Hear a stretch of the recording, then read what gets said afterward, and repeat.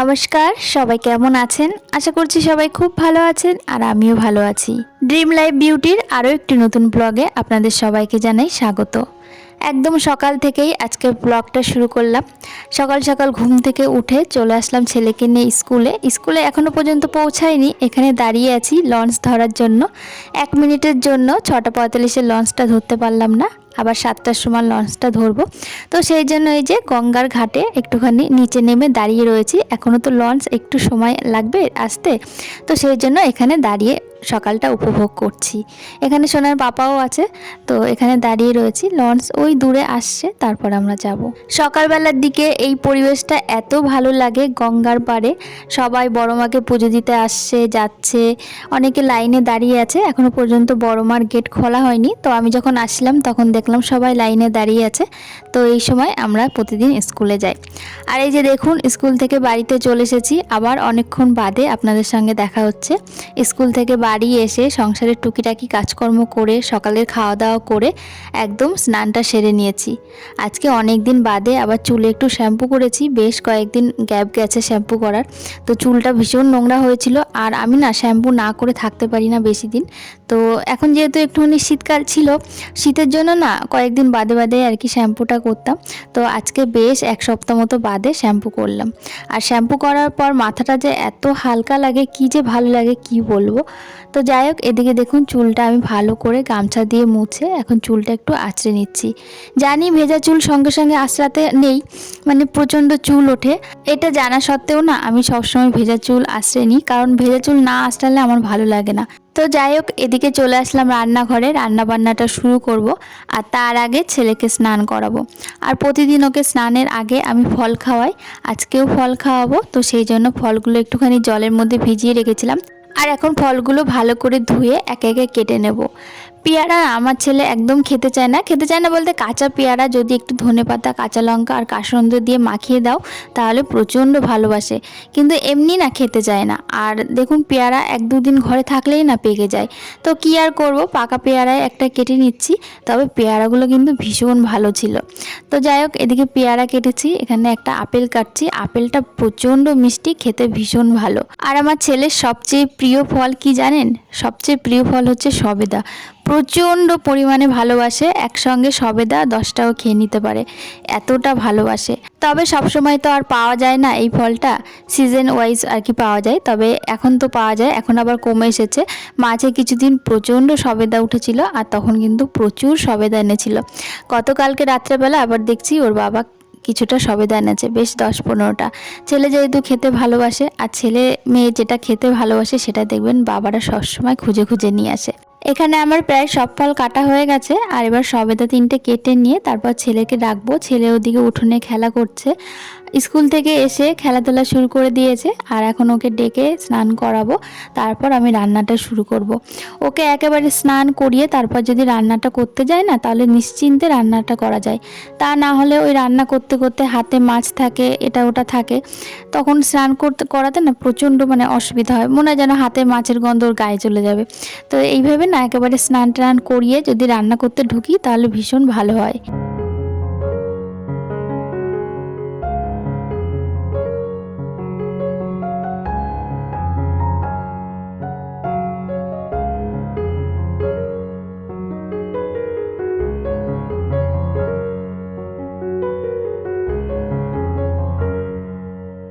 আজকে বাজার থেকে এনেছে পোনা মাছ। অনেক দিন বাদে বাড়িতে পোনা মাছ আসলো।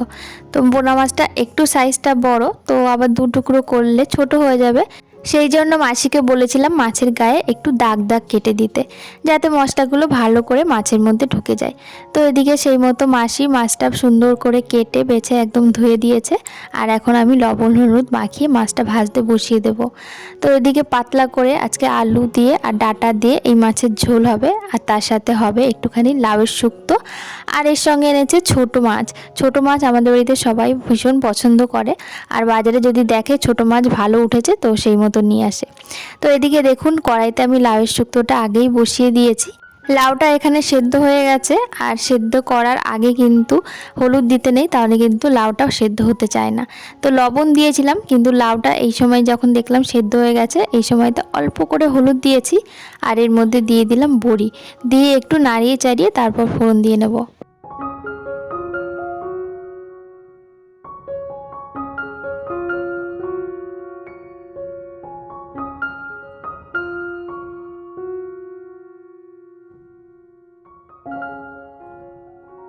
এদিকে আরেকটা ছোট কড়াইতে মাছগুলো আমি ভাজতে বসিয়ে দিলাম। একদিকে লাউ শুক্তো হচ্ছে, আরেকদিকে মাছগুলো টুকটুক করে ভেজে নিচ্ছি। কারণ একবারে তো মাছ ভাজা হবে না, 2-3 বার করে আমাকে মাছটা ভেজে নিতে হবে, যাতে একটু রান্নাটা তাড়াতাড়ি হয়। তো সেই জন্যই দুটো কড়াইতে দুপাশে বসিয়ে দিয়েছি। এদিকে দেখুন লাউ শুক্তোটা ফোড়ন দিয়ে নেব, আর ফোড়নে দিয়েছি শুকনো লঙ্কা, আর দিয়েছি এর মধ্যে বেশ খানিকটা আদা, আর দিয়েছি সর্ষে। চলুন লাউটা এবার ফোড়ন দিয়ে নিই, আর নামানোর সময় একটুখানি সামান্য চিনি দেব।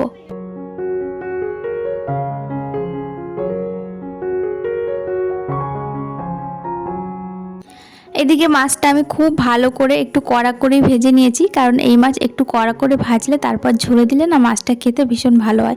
একবারে তো সব মাছ ভাজা হবে না, তো সেই জন্য প্রথমে 3টে মাছ ভেজে নিলাম, আর এদিকে দুটো দুটো করে আরও 2বার করে মাছটা আমি ভেজে নেব। আর এরপর কিন্তু আমি মশলাটা করে তারপর আরেকটা কড়াইতে তরকারিও বসিয়ে দিচ্ছি।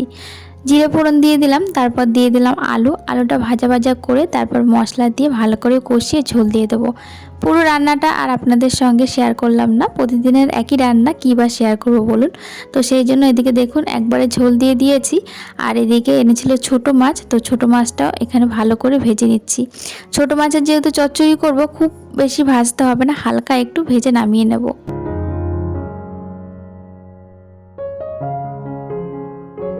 ছোট মাছের চচ্চড়িটা আলু বেগুন আর কাঁচা টমেটো দিয়ে করব। তো আলু বেগুনটা আমি একটুখানি তেলের মধ্যে ভেজে নিচ্ছি, আর এদিকে মাছের ঝোলটাও ফুটে গেছে, আর এখন মাছগুলো দিয়ে দেবো। আর নামানোর আগে একটুখানি ভাজা মশলা দিয়ে তারপর নামিয়ে নেব।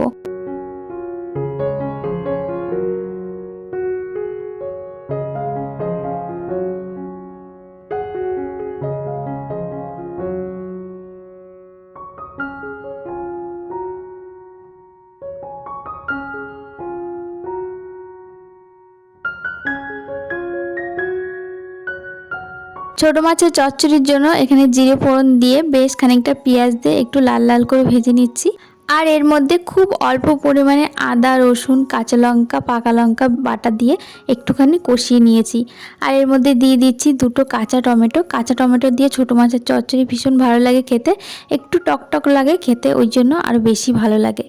তো এদিকে দেখুন তারপর ওই যে ভেজে রেখেছিলাম আলু আর বেগুনটা, সেটা দিয়ে আর একটুখানি কষিয়ে একদম অল্প ঝোল দিয়ে দেবো, যাতে তরকারিটা হালকা সেদ্ধ হয়ে যায়। সেদ্ধ তো ভাজার সময় কিছুটা হয়েই গেছে, আর একটুখানি ঝোল দিয়ে দেবো, একদম গা মাখা মাখা তরকারিটা হবে। এদিকে তরকারিটা আমি ভালো করে কষিয়ে নিয়েছি, আমার কষানো হয়ে গেছে, মশলা থেকে তেল ছেড়ে দিয়েছে। আর এইবার একদম অল্প পরিমাণে জল দিয়ে দিলাম, আর দিয়ে দেবো কয়েকটা কাঁচা লঙ্কা চেরা, আর তারপর মাছগুলো দিয়ে ঢেকে দেবো। আর নামানোর আগে কিন্তু ভাজা মশলা আর অবশ্যই বেশ খানিকটা ধনেপাতা দিয়ে তারপর তরকারিটা নামিয়ে নেব। তো এদিকে আমার রান্না বান্না সমস্তটা কমপ্লিট হয়ে গেছে। কি কি রান্না করলাম সেটা আপনাদের সঙ্গে দেখাই।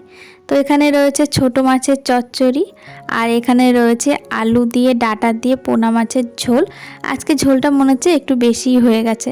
আর এদিকে রয়েছে লাউয়ের শুক্তো বড়ি দিয়ে, এটা কিন্তু কাঁচা লঙ্কা ছাড়া, শুকনো লঙ্কা শুধু একটা ফোড়নে দিয়েছিলাম। একদম সিম্পল মেনু দুপুরের, তবে দুর্দান্ত। তো যাই হোক, এদিকে রান্না বান্না তো কমপ্লিট হয়ে গেছে, এবার রান্নাঘরটা পরিষ্কার করে নেওয়ার পালা। আর রান্নাঘর পরিষ্কার করার আগে যা বাসন বেরিয়েছে টুকিটাকি অনেক বাসনই হয়েছে, তো সেগুলো মেজে এখন পরিষ্কার করে নেব। তবে যেগুলো ছোট ছোট বাসন সেগুলোই আমি মেজে নিচ্ছি, আর মাসির জন্য কড়াই আর মাছের গামলাটা বাইরেই মেজে নিই, কারণ ওগুলো না ঘরের মধ্যে সিঙ্কের মধ্যে সেরকম একটা মাজা যায় না, তো সেই জন্য ওগুলো বাইরেই মেজে নেবে মাসি। আর যা টুকিটাকি ছোটোখাটো বাসন হয়েছে সেগুলোই আমি মেজে নিচ্ছি। আর বাসনগুলো মেজে তারপর গ্যাস কাউন্টার টপ সমস্তটা পরিষ্কার করে তারপর দুপুরের খাওয়া দাওয়াটা করব। তো চলুন আজকের ব্লগটা এইখানে এখানেই রাখছি। আজকের ব্লগটা আর বেশি বড় করব না। আশা করছি আজকের ব্লগটা আপনাদের কাছে খুব ভালো লেগেছে। ভালো লাগলে অবশ্যই একটা লাইক করে দেবেন। আর আমার চ্যানেলে এখনও পর্যন্ত যারা নতুন, অবশ্যই চ্যানেলটি সাবস্ক্রাইব করে আমার পাশে থাকবেন। আবারও ফিরবো নতুন একটি ব্লগ নিয়ে 2-1 দিন বাদে। ততক্ষণের জন্য সবাই সুস্থ থাকবেন, ভালো থাকবেন, পরিবারের সবাইকে ভালো রাখবেন।